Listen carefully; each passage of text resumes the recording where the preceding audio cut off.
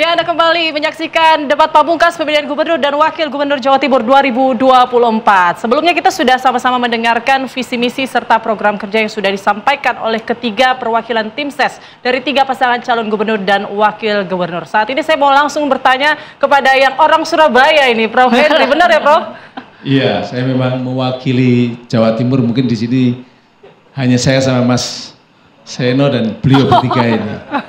Tapi dari kecil ya, Prof, berarti di Surabaya? Oh iya, pastinya udah paham banget lah ya. Saya ngajar di Surabaya sejak 87. Wah, udah lama. Berarti sudah paham sekali lah permasalahan Pasti paling paham ya, paling paham. Semua calon mereka ini adalah teman-teman saya semua. Baik itu, baik Mbak Lulu. Mbak Lulu itu kebetulan istri dari teman saya, ya. Kemudian Mas Lukmanul Hakim itu saya kenal dia lama karena dia adik dari mahasiswa saya. Kemudian Bu Khofifah, dia ketua IK Erlangga, saya orang Erlangga, jadi dia dekat. Kemudian Mas Emil, saya tahu persis, sering ketemu, sering debat, sering diskusi. Jadi kenal semua, termasuk dengan Bu Risma dan Gus Han. Jadi kenal semua. Berarti lebih dekat, lebih kenal, harusnya juga lebih kritik ya, Dok? Ya. Lebih kritis ya, Dok? Prof, mungkin boleh langsung, Prof, ditanggapi visi misi yang paling realistis mungkin yang bisa dilakukan? Ini yang paling realistis kan yang menang cuma satu nanti. Sementara mereka ini kan optimis semua. Lalu apa program kalau kalah? Coba, apa yang akan dilakukan ketika kalah? Karena terus terang ya kita harus realistis, pemenangnya pasti satu. Satu dalam artian bukan nomor satu ya, belum, tapi adalah salah satu dari tiga ini.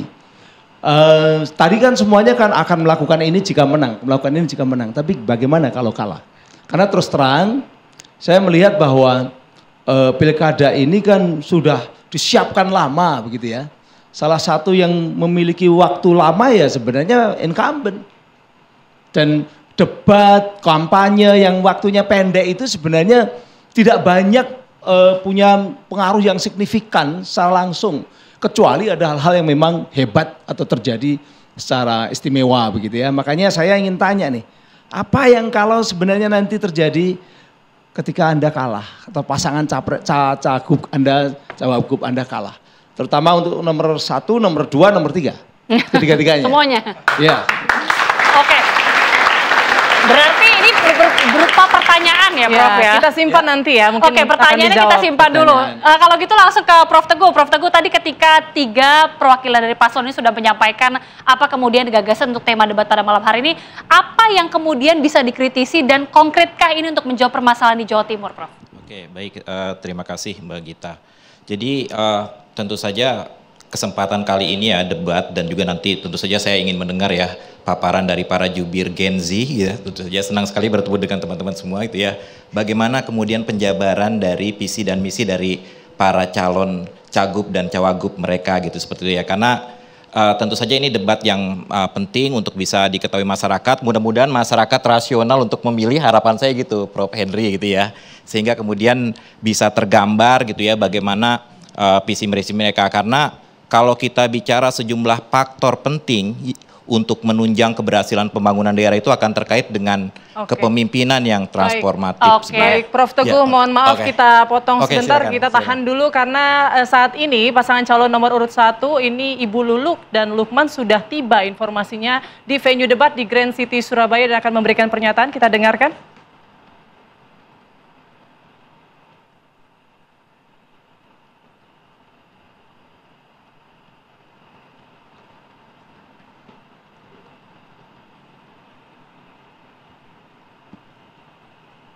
Baik, ini sudah tiba pasangan calon nomor urut 1 Luluk Lukman, pasangan calon nomor urut 2 Khofifah Emil, dan pasangan nomor urut 3 informasinya akan segera tiba di venue debat di Grand City Surabaya. Mungkin sambil menunggu ya Prof Teguh bisa dilanjutkan. Prof. Baik, jadi tadi ya ada sejumlah faktor kunci ya dalam menunjang keberhasilan pembangunan daerah, kepemimpinan yang transformasional. Artinya dia punya visi. Ya punya visi untuk bisa membawa daerahnya kemana. Dan dari visi itu nanti diturunkan ke komponen yang kedua, perencanaan strategik dan juga pengelolaan sumber daya yang dimiliki ya. Jadi debat kali ini kan temanya infrastruktur, interkonektivitas dan lingkungan hidup ya, dan itu kan bicara pengelolaan. Jadi kita pengen dengar tuh dari yang tadi disampaikan baru spill sedikit-sedikit aja ya. Nah nanti kita bisa elaborasi gitu sehingga kita bisa lebih tahu.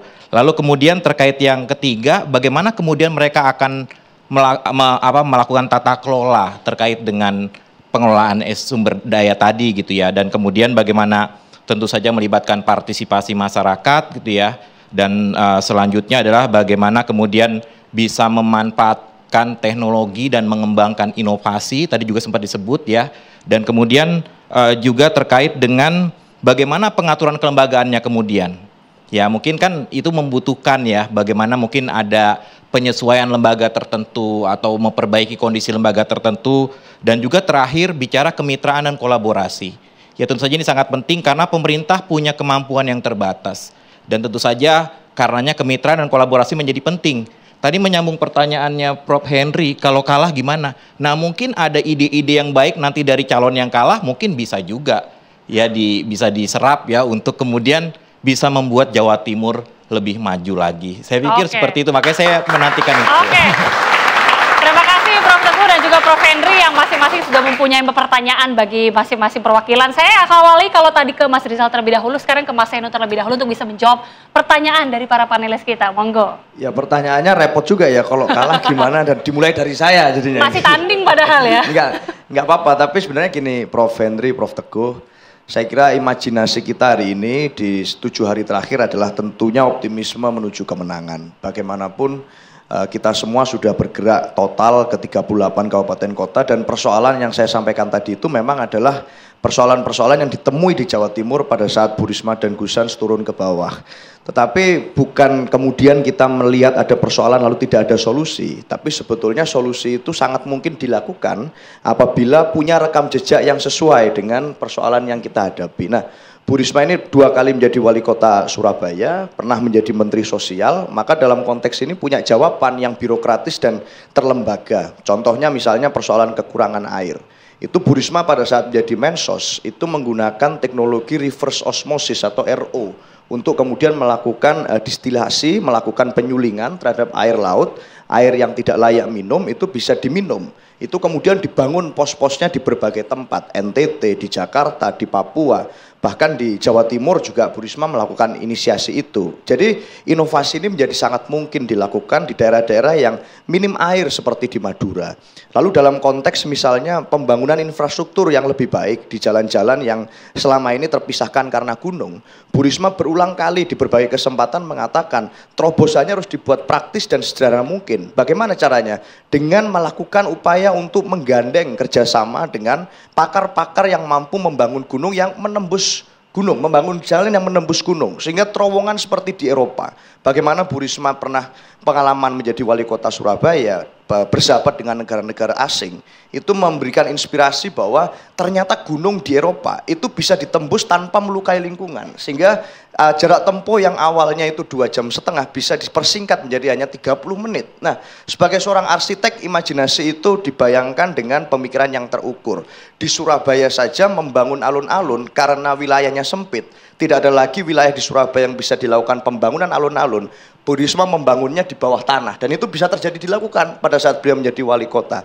Maka dengan anggaran 10 triliun saja, APBD di Surabaya yang hanya 10 triliun, pembangunan itu dilakukan untuk kesejahteraan bisa dilakukan, apalagi kalau kemudian diberi amanat mengelola dana yang jumlahnya 30 triliun di Jawa Timur. Maka kita optimis bahwa ide-ide itu adalah ide-ide terbaik yang bisa disumbangkan Bu Risma. Siapapun yang menang, kami tentu berharap Bu Risma bisa mengeksekusi dan menang, tapi ide itu harapannya bisa dilakukan nanti. Itu terima kasih. Baik Mas Seno. Mas Andi kayaknya udah cengar-cengir ngangguk, ini setuju atau apa nih jawabannya? Optimis juga kayaknya berarti. Jadi makasih Prof. Teguh sudah menanyakan, Prof. Henry tadi juga menanyakan pertanyaan yang mungkin out of the box. Kalau kalah bagaimana? Jadi saya menanggapi Prof. Teguh, Prof. Henry dulu. Bu Risma, Bu Khofifah pernah menjadi Mensos, sama-sama pernah menjadi Mensos. Nanti iseng-iseng aja lah, kita coba tanya ChatGPT, kira-kira membandingkan antara kedua itu. Ini kan generasi Gen Z sekarang membuka ChatGPT, membandingkan aja. ChatGPT menampilkan semua data dan di situ jawabannya cukup jelas. Yang kedua, terkait apabila kalah, program yang disampaikan oleh Mas Seno tadi, saya ingin menanggapi terkait masalah air bersih. kami ada datanya bahwa produksi air bersih di Jawa Timur itu mencapai 810.000-820.000 meter kubik dan itu merupakan produksi air bersih tertinggi se-Indonesia. Yang kedua, akses air minum yang layak hampir menjangkau 96% masyarakat Jawa Timur dan itu di atas nasional. Ini menunjukkan apa? Bahwa yang disampaikan oleh Mas Eno tadi mungkin 4% yang belum terjangkau, tapi 96% hampir seluruhnya terjangkau. Nah, Bu Khofifah dan Mas Emil Dardak merupakan pemimpin yang berpengalaman. Bu Khofifah mengikuti Pilgub sejak tahun 2007-2008. Beliau pernah tahu rasanya kalah bagaimana dan beliau tetap berkontribusi terhadap masyarakat Jawa Timur. Beliau tidak mencari posisi, tetapi beliau memang berkontribusi. Di situ kita bisa melihat bersama bahwa ketulusan dan beliau merupakan seorang orkestrator. Mas Eno, Mas Rizal, menjadi gubernur itu harus bisa mengorkestrasi.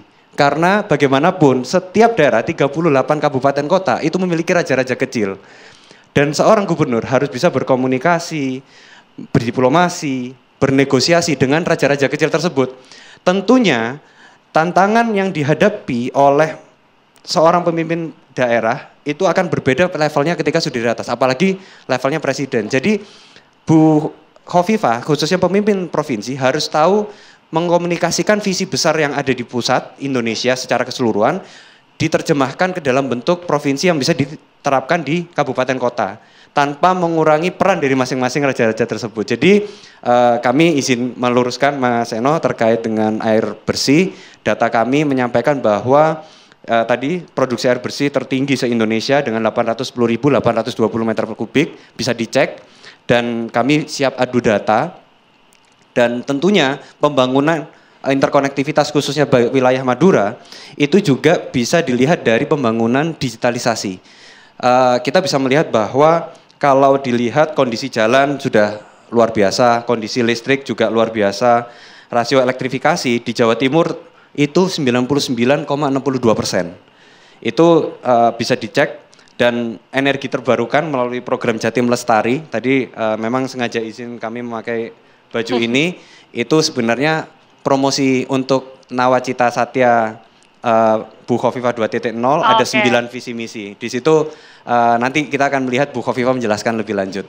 Oke, baik. Terima kasih Mas Andi yang tadi sudah menjawab pertanyaan out of the box istilahnya ya. Sekarang saya berikan kesempatan langsung kepada Mas Rizal, silakan.